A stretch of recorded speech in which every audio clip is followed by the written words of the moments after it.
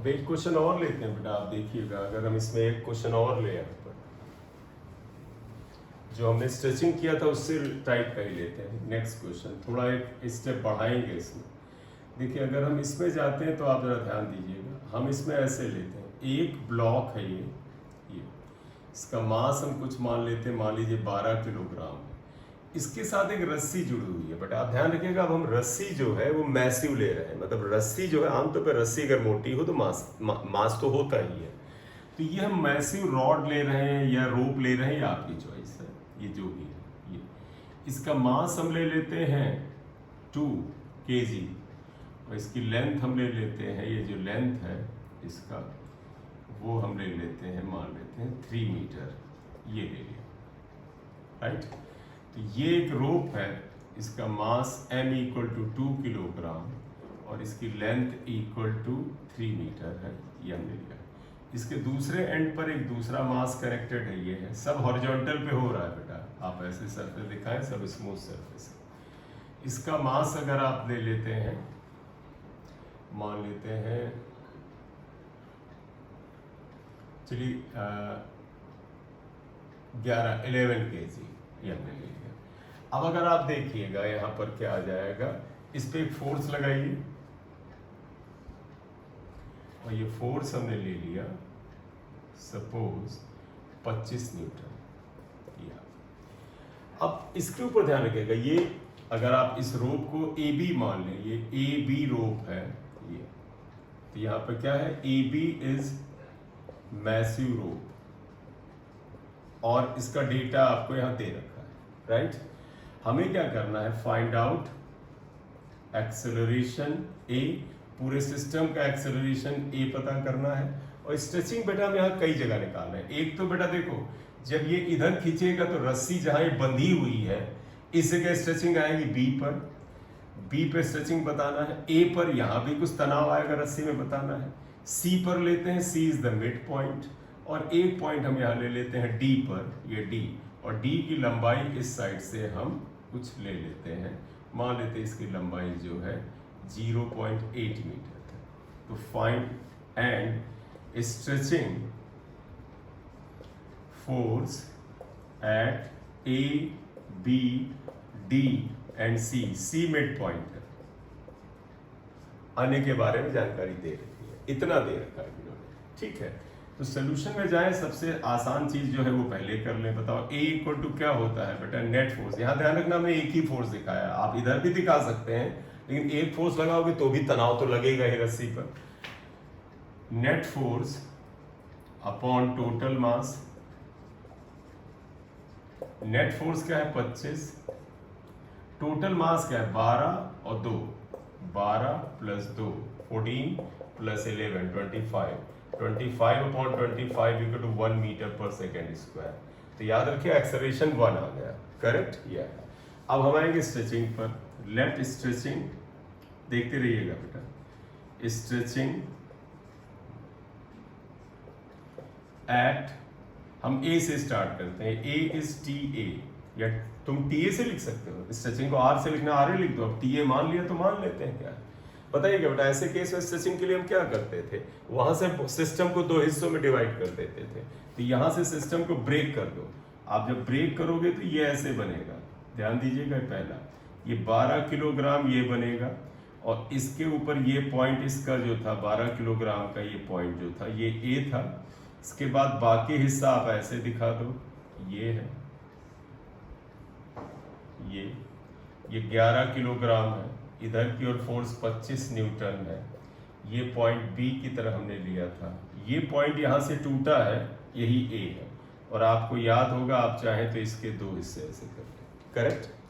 अब याद करो किधर स्ट्रेचिंग फोर्स लगता है, अगर आप यहाँ लें, ये ए था, ये तुम्हें पता है जिस पे एक्सटर्नल फोर्स है इस पे अपोजिट लगता है, इसे टी ए माना है, ऑब्वियसली बात इस पे इधर हो जाएगा टी ए, करेक्ट। पूरे सिस्टम का स्ट्रेचिंग फोर्स टी ए मान लिया था, पूरे सिस्टम का बेटा आपको एक्सेलरेशन कितना है, वो वही है 1। तो यानी ये वाला सिस्टम भी a इक्वल टू 1 से जा रहा है, ये वाला भी a इक्वल टू 1 से जा रहा है, राइट साइड में जा रहा है, करेक्ट, ये आया। तो अब हम इसको अगर सिंप्लीफाई करें, ये वाला पोर्शन हटा लेते हैं, इसकी कोई जरूरत नहीं। या तो कैलकुलेशन में आइए, किसका पार्ट लेकर के चलना आसान है, मैंने बताया जिससे फोर्स कम हो, जिसपे कॉम्प्लिकेशंस कम हो, मुझे सबसे बेस्ट ये लग रहा है। देखो एक्सेलरेशन 1 है, इसकी डायरेक्शन में फोर्स शिफ्ट ये है, तो बताइएगा फॉर लेफ्ट पार्ट अगर आप लेते हैं ये वाला, मतलब ये दाहिने वाला नहीं ये ले रहे हैं, बताओ बेटा नेट फोर्स क्या होगा, net force equal to T A, ये आएगा। न्यूटन ने बोला फोर्स क्या होता है, एम ए, एम मतलब 12, तो therefore T A equal to M A, M का मतलब 12 यानी टी ए इक्वल टू 12 और ए 1 निकाल चुके हैं यानी 12 न्यूटन आया। तो टेंशन इज सचिंग एट ए 12 न्यूटन आया। क्लियर, नोट करें इसे, इसका फिर अगला पार्ट करते हैं। तो ये आ गया बेटा टेंशन एट ए पर आ गया। अब हम जाएंगे बेटा ए इस लेफ्ट से स्टार्ट किया है, सी पर जाएंगे, राइट। तो अब आ जाते हैं सी पॉइंट पर, तो फिर अब सी पॉइंट पे आए, फिर वही आ जाइएगा।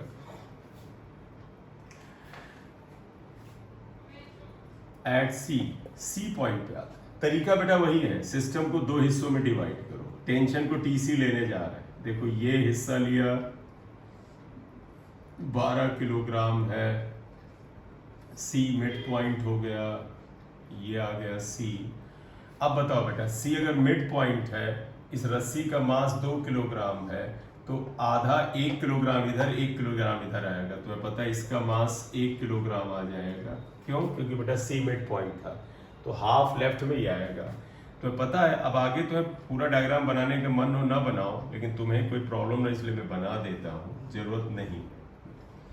ये आपको पता है ये भी 1 किलोग्राम का होगा, ये एंड सी के बराबर ही है, ये 11 किलोग्राम है, ये 25 न्यूटन का फोर्स है, राइट। सबका एक्सेलरेशन ये नेट फोर्स की तरफ होगा 1 था, इसका भी एक्सेलरेशन 1 था। बताओ बेटा ये एक्सटर्नल फोर्स लगा, इस पे टेंशन इधर आएगा। वो बहुत से तरीके लगाने के, एक्सटर्नल फोर्स के अपोजिट, पॉइंट ऑफ कांटेक्ट से अवे, आप इसे टीसी मान लीजिए, पॉइंट ऑफ कांटेक्ट से अवे टीसी ले लीजिए। क्लियर। फिर किससे फायदा दिख रहा है, दोनों बराबर ही है। इसमें थोड़ा सा एक लाइन कैलकुलेशन ज्यादा होगा, इसमें तो लेफ्ट का ही लेके चलते हैं। Net force on left part पे नेट फोर्स अगर आप निकालें तो कितना आता है। देखो बेटा इस पे नेट फोर्स किधर निकालोगे, एक्सेलरेशन की डायरेक्शन में, टीसी बस टीसी ही है और कुछ है ही नहीं, तो टीसी आ गया। Therefore net force equal to क्या होता है, एम ए मैं जनरल टर्म लिख रहा हूँ, एम मतलब मास, ये आएगा। तो टीसी इक्वल टू मास कितना है बेटा 12 और 1 13, तो एम की जगह लिख देना 13 और ए था 1, तो इसका तो tension at C is 13 newton. Tension is a force, unit newton होता है। क्लियर, तो ये आ गया, इसे नोट कर लो। अब हमारा नंबर डी का आएगा, तो डी को थोड़ा सा सिंप्लीफाई करने में 1-2 स्टेप ज्यादा लिखने पड़ते हैं। क्लियर, चलिए अगले स्टेप पे चलते हैं। अब हम डी पर आते हैं, तो एट डी तरीका बेटा वही है, डी से बॉडी को 2 हिस्सों में डिवाइड कर दीजिए। 2 हिस्से में ये 12 किलोग्राम है, ये बेटा डी वाला पार्ट आ गया, ये डी आ गया। बेटा देखो अब इसका मास क्या है, आसानी से कैलकुलेशन नहीं निकलेगा, मान लेते इस वाले हिस्से का मास m1 है, और बाकी जो ये हिस्सा बचा, ये इसका मास हम मान लेते हैं m2 है, तो ये 11 किलोग्राम है, इस पे 25 न्यूटन ये आया। आप ध्यान देना ये D है, ये B था पार्ट, इसका मास हम मान लेते हैं m2 है, कुछ होगा वो निकाल लेंगे, वो टेंशन का विषय नहीं है। अब आप बताइएगा इन पोर्शन पे क्या किधर रहेगा। देखो बेटा इस जगह पे टेंशन इधर रहेगा, away from point of contact, इस पे इधर रहेगा TD आएगा। दोनों बराबरी मामला है, m1 निकाल रहा हूं मैं, इस लेफ्ट वाले पोर्शन की बात कर रहा हूं। तो बताइएगा net force on left part में नेट फोर्स अगर आप लें क्या आ रहा है। देखो बेटा एक्सेलरेशन इधर है 1 के बराबर था, एक्सेलरेशन इधर है 1 के बराबर था, वो तो सेम ही रहने वाला है। नेट फोर्स सिर्फ TD है बेटा, इक्वल टू TD। देखो फोर्स इक्वल टू क्या होता है MA, TD इक्वल टू क्या होता है बेटा, ध्यान रखिएगा मास इंटू एक्सेलरेशन। मास बेटा ध्यान रखना m1 प्लस 12, तो मास आएगा 12 प्लस m1 इंटू ए पता है हम लिख लेंगे, m1 निकालना पड़ेगा, तो इसे कुछ इक्वेशन 1 मान लो। यूनिटरी मेथड काम आएगा बेटा, तुम्हें याद होगा। इस पोर्शन का जरूरत नहीं है तो फिलहाल मैं हटा दे रहा हूँ। देखिएगा, सिंस बेटा इस रस्सी की लंबाई कितनी है 3 मीटर और इसका मास क्या है 2 किलोग्राम, तो वही लिख रहे हैं। देखिएगा, since mass of 3 meter equal to 2 kilogram, therefore mass of 1 meter equal to 2/3 kilogram, therefore mass of, बेटा हमें किसका निकालना है बेटा, हमने m1 तय किया था, इससे अच्छा तो ये निकालते ज़्यादा अच्छा था, लेकिन चलिए कोई बात नहीं, अब तो ले लिया। बेटा बताओ, इस पूरी रस्सी की लंबाई 2 मीटर है, सॉरी 3 मीटर है, और 3 मीटर में से 0.8 निकल गया, तो आप जरा दिखाना चाहें तो कह सकते हैं ये 0.8 आ गया।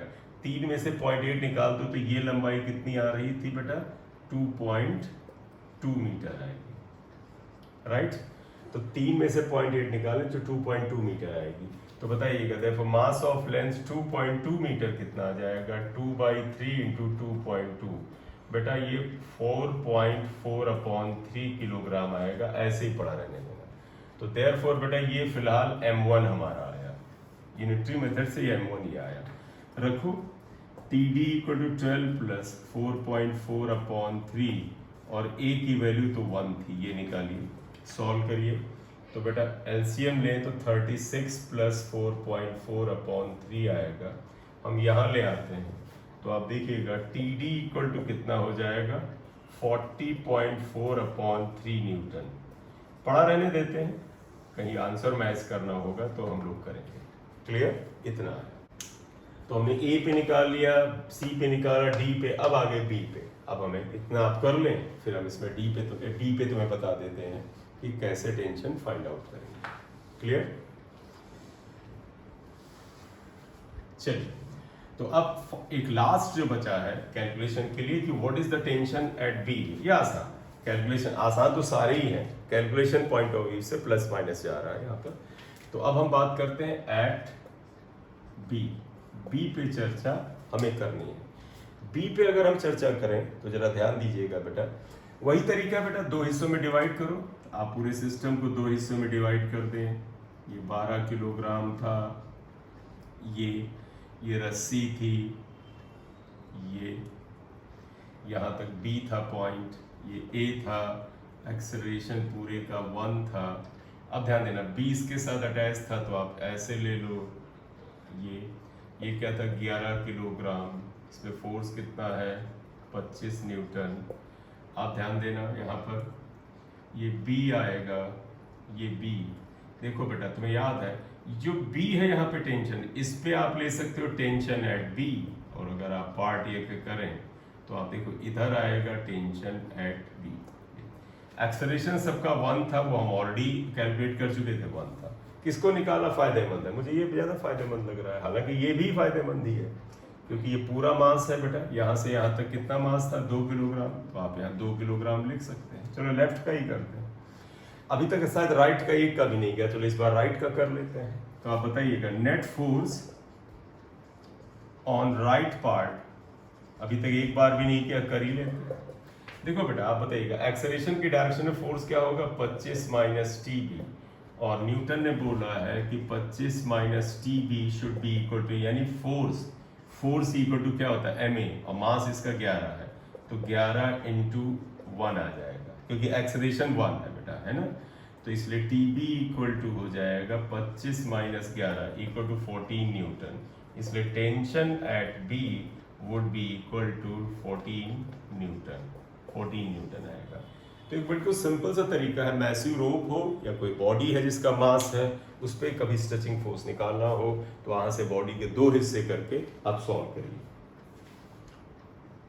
चलिए अब बेटा कुछ ऐसे डायग्राम लेंगे जिससे bodies connected by strings, bodies connected by massless strings. Massless string से जो बॉडीज कनेक्टेड है उनकी बात करेंगे। समझिएगा, हॉरिजॉन्टल सरफेस ले रहे हैं, जैसे इसमें पहला एफबीडी अगर आप लें तो ये लाते हैं। देखिए ये हॉरिजॉन्टल सरफेस है, ये एक मास m1 है, इसके साथ ये मासलेस स्ट्रिंग है बेटा। स्ट्रिंग का मास ना दिया जाए तो मासलेस ही होगा। ये आप ले जाएं और इसको कनेक्ट कर देते हैं इससे, ये तो ये मास m2 है और इधर एक फोर्स F लगाया गया है। इनका मानना क्या है या ये चाहते क्या है कि आप इस पूरे सिस्टम का कॉमन एक्सेलरेशन बताइए, और ये जो रस्सी है बेटा मासलेस है, और हमने शुरुआती लेक्चर में बताया था स्ट्रिंग मासलेस होती है, इनएक्सटेंसिबल होती है, तो टेंशन हर पॉइंट पे सेम होता है। यानी इस पे हमें टेंशन बताना है। फाइंड आउट कॉमन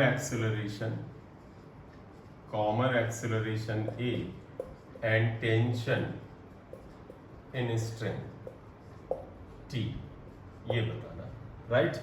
तो हम इसी में बनाएंगे डायग्राम। जरा ध्यान लगे, आप अच्छे से देख लो। डायग्राम इतना दिया जाएगा आपको एग्जाम में, टेंशन भी शायद सिंबल ना दे, एक्सेलरेशन भी ना दे, वो खुद ही कहे जिधर फोर्स है उधर ही एक्सेलरेशन होगा, राइट। आप करेंगे क्या, पहले तो तुम यहाँ पे टेंशन बताना। देखो ये पॉइंट ऑफ कांटेक्ट है, टेंशन इससे अवे होता है, ये आएगा।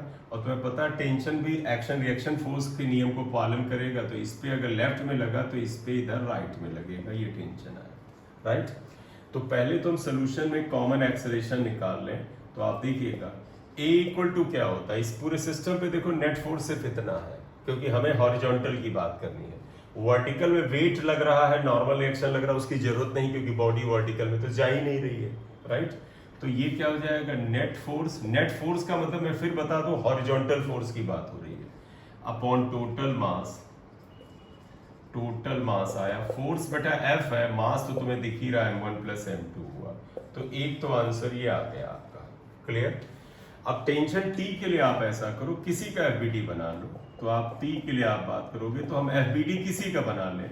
हमने तो पहले भी समझाया था, इवन कहा था कोशिश करो उसका FBD बनाओ जिसपे कम फोर्स हो, और जो निकालना है वो जरूर हो। तो कम फोर्स बेटा किस पे आपको दिख रहे हैं, लेफ्ट वाली बॉडी, इस पे देखो सिर्फ एक ही फोर्स है। तो आप कहोगे FBD ऑफ M1।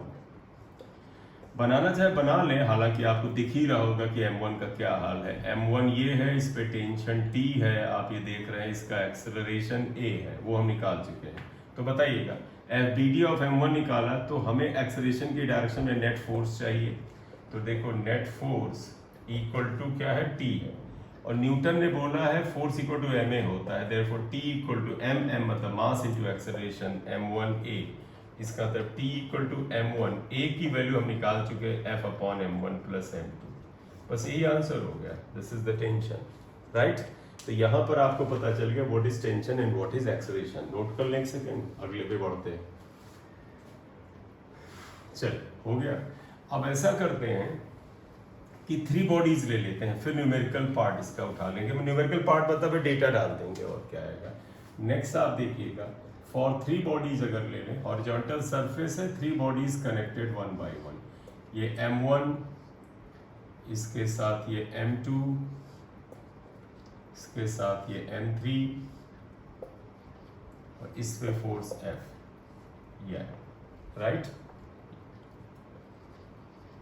या ठीक है। फिर वही चाहिए बेटा, कॉमन एक्सेलरेशन A निकालना है। इस वाले हिस्से में देखो, ये पूरी एक मासलेस रोप है, इस पे टेंशन अगर हम T2 मान लें, ये M1 M2 या M3 कर लीजिए, टेंशन T2 मान लें, इस वाले पोर्शन पे टेंशन T1 ही निकालना है। तो find A, T1 and T2, हमें ये 3 बातें निकालनी है। एक्सेलरेशन तो सिंपल सा निकालना है, आप देखें सोल्यूशन में। बताओ A इक्वल टू क्या आएगा, नेट हॉरिजॉन्टल फोर्स बेटा, horizontal upon mass, total mass, F upon mass कितना है, M1 plus M2 plus M3, ये आएगा, ये आंसर हो गया। तो एक्सेलरेशन आपका निकल आया, क्लियर। अब आ जाइएगा सेकंड। हमें देखो बेटा टेंशन यहाँ दिखा लो, मैंने तुम्हें बता दिया न्यूमेरिकल में कितना बताएंगे। अब टेंशन बताओ बेटा, ये टेंशन इस पॉइंट ऑफ कांटेक्ट पे इधर लगेगा अवे, और इसका रिएक्शन इधर लगेगा अवे। आप इसे भी दिखाना, लिखना जरूर, नहीं तो गलती होती है। इस पे टेंशन इधर लगेगा T1, ये हमने लिखा है ये T1, और इस पे टेंशन लगेगा इधर T1, ये आएगा। किसका FBD यहाँ लेना फायदेमंद होगा, मुझे लगता है M1 का, क्योंकि सबसे कम फोर्स लग रहा है। तो आप देखिएगा FBD ऑफ M1। देखो बेटा, आप बनाना चाहे बनाए, अदरवाइज अब आदत पड़ गई हो तो बार बार बनाने की जरूरत नहीं। देखो ये M1 है, इस पे सिर्फ टेंशन T1 लग रहा है, ये T1 लग रहा है, और इसका एक्सेलरेशन A है। तो बताइएगा, अब मैं डायरेक्ट लिखूं बेटा, इस पे नेट फोर्स कितना है, T1। न्यूटन ने बोला कितने के बराबर होता, मास इनटू एक्सेलरेशन, यानी M1A। इसलिए T1 इक्वल टू हो जाएगा M1, A की वैल्यू हम निकाल चुके हैं F upon M1 plus M2 plus M3 हो गया, ये टेंशन T1 आ गया, राइट। अब हमें इसे नोट कर लें। अब हमें T2 चाहिए होगा। अगर आप देखें तो T2 के लिए हमें क्या करना है, आप चॉइस है बेटा, आप मानो FBD इसका बनाए या इसका बनाए। मैं मिडिल का बना लेता हूँ क्योंकि अक्सर कम इस्तेमाल करते हैं यार। तो अब हम बना रहे हैं FBD ऑफ M2। आइएगा, FBD ऑफ M2, M2 का FBD बनाया। देखो बनाते हैं इसे बना लेने में थोड़ा सा सहूलियत होगी। ये आया, देखो दिस इज M2। M2 पे कौन सा फोर्स, ये देखो लेफ्ट में लग रहा है, ये फोर्स राइट में लग रहा है, ठीक है। सिस्टम जा इधर रहा एक्सेलरेशन से, तो नेट फोर्स किधर निकालते हैं बेटा, जिधर एक्सेलरेशन है। तो बताइएगा नेट फोर्स कितना आ गया, net force equal to T2, acceleration की डायरेक्शन में minus T1, therefore T2 minus T1 equal to mass ये M2, एक्सेलरेशन ये आएगा। अब हम T1 निकाल चुके थे और T1 हमारा आया कितना था, पहले इधर रख लेते हैं, T2 equal to T1 plus M2A। अब आप ध्यान रखिएगा T2 इक्वल टू क्या आएगा, इधर ले आते हैं, देखो इवन इधर ले आएंगे ये। तो देखो बेटा T2 इक्वल टू क्या हो जाएगा, T1 की वैल्यू अगर तुम्हें याद हो हमने निकाला था M1 इंटू A, तो T1 को M1A लिखेंगे तो थोड़ा हमें आराम मिलेगा, प्लस M3A ये आ गया। तो एक सेकंड देखें, ये गलत लिख दिया शायद, ये M2 था तो ये M2A होगा, प्लस M2A। A कॉमन ले लो तो M1 प्लस M2A कॉमन आ गया। तो T2 इक्वल टू अगर आप देखें तो क्या आ जाता है, ध्यान दीजिएगा, M1 plus M2 into A की वैल्यू थी F upon M1 plus M2 plus M3। थोड़ा और सहूलियत से लिखना तो आप ऐसे कर ले, F into M1 plus M2 upon M1 plus M2 plus M3, ये आ गया, राइट। तो इतना आ गया, एक सिंपल वे है। अब इसमें इतना नोट कर लें, फिर इसका एक न्यूमेरिकल ले लेते हैं। अब इसमें ऐसा करेंगे, कोई डेटा वाइज ले लेते हैं, अभी तक हमने डेटा नहीं डाला है। क्वेश्चन आप देखिएगा, यस, ये हॉरिजॉन्टल सरफेस है, स्मूथ है, इस पे एक ब्लॉक रखा है, ये ले लीजिएगा। ये ब्लॉक 7 किलोग्राम का है, इससे एक रस्सी लगी है, इसके साथ एक ब्लॉक ये 8 किलोग्राम का है, इससे एक रस्सी लगी है, और फाइनली जो है एक ब्लॉक जो है ये 10 किलोग्राम का है, और इसके ऊपर एक फोर्स है बेटा, हम लगा लेते हैं, मान लेते हैं ये फोर्स जो है 50 न्यूटन का है फोर्स। तो हमें बोला क्या जाता है, एक्सेलरेशन बताओ, और यहाँ टेंशन T1, यहाँ टेंशन T2 बताओ। Find A T1 and T2, ये पूछा गया। सोल्यूशन, सबसे पहले A पे आइए, everybody remember by net force इस पे क्या है, तो देखो नेट हॉरिजॉन्टल फोर्स 50 है, तो नेट फोर्स मतलब horizontal force upon total mass. Net force क्या है 50, टोटल मास बेटा देखो 10 और 8 18 7, तो 10 plus 8 18 plus 7 equal to 25, 50 upon 25 equal to 2 meter पर सेकेंड स्क्वायर। एक्सेलरेशन आ गया, करेक्ट। अब जरा टेंशन दिखाइए, सभी को याद हो गया होगा, यहाँ पे टेंशन इधर, यहाँ पे टेंशन इधर, ये T2, यहाँ पे टेंशन इधर, यहाँ पे टेंशन इधर, T1। क्लियर। किसको लेना बेहतर होगा, 7 किलोग्राम को। FBD ऑफ 7 kg, ये आएगा 7 kg बॉडी को देखो बेटा, ये 7 किलोग्राम बॉडी है, इस पे टेंशन T1 है, एक्सेलरेशन वही है बेटा, A इक्वल टू 2 है। बताइए what is net force, T1। Direct लिख रहा हूँ बेटा, तो देखिएगा नेट फोर्स क्या है, T1, ये बोलता कितने के बराबर होता है, मास इंटू एक्सेलरेशन, यानी T1 मास कितना हुआ 7, एक्सेलरेशन कितना हुआ 2, यानी T1 equal to 14 Newton. Clear. या एक चीज ध्यान देना बेटा, बड़े ध्यान से समझना। देखो बेटा ये जो टेंशन इस पे आ रहा है, गौर से देखो बेटा, इस बॉडी पर टेंशन क्या आ रहा है, इसका मास और ये कॉमन एक्सेलरेशन। देखो T1 equal to 7 mass of this body into acceleration, acceleration जो था वो 2 था। अब इसको थोड़ा दिमाग में रखना बेटा, किसी बॉडी का मास ही तय करता है कि तनाव कितना होगा, तो ये टेंशन होगा मास of this body into A। ठीक है, इस चीज को दिमाग में रखना, मैं एक पर्पस से बोल रहा हूं। क्लियर, ये आ गया। अब हमें T2 चाहिए, तो जरा सा T2 को देखिएगा क्या आता है यहाँ पर। देखो अगर मैं T2 की बात करूं तो फॉर मैं 8 kg ले रहा हूं, 8 kg यानी FBD बना रहा हूं 8 kg का। 8 किलोग्राम की बॉडी आप अगर पकड़ लो तो देखो क्या आता है। 8 किलोग्राम की बॉडी पर ये टेंशन T1 है, इधर की ओर T2 है। बेटा देखो ये T2 और ये T1, ये जा रही है A=2 से, ठीक है।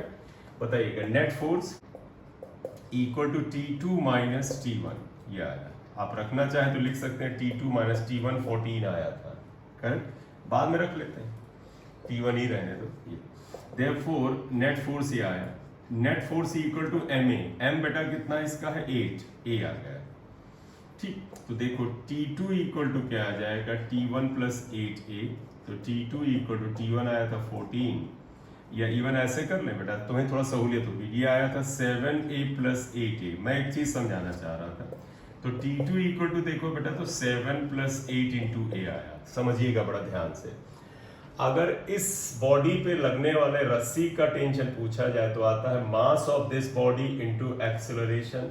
अब अगर इसको पूछा जाए टेंशन तो ध्यान दो बेटा, ये वाली रस्सी जो है न केवल 8 किलोग्राम के वजन को खींच रही है बल्कि 7 को भी झेल रही है। गौर से देखो, ये रस्सी 8 किलोग्राम को भी झेल रही है और 7 को भी। तो यहाँ पर जो टेंशन होगा, यहाँ पे जानते क्या होगा, इसके पीछे जितना मास है वो पूरा आएगा 7 प्लस 8, देखो 7 प्लस 8 इंटू A।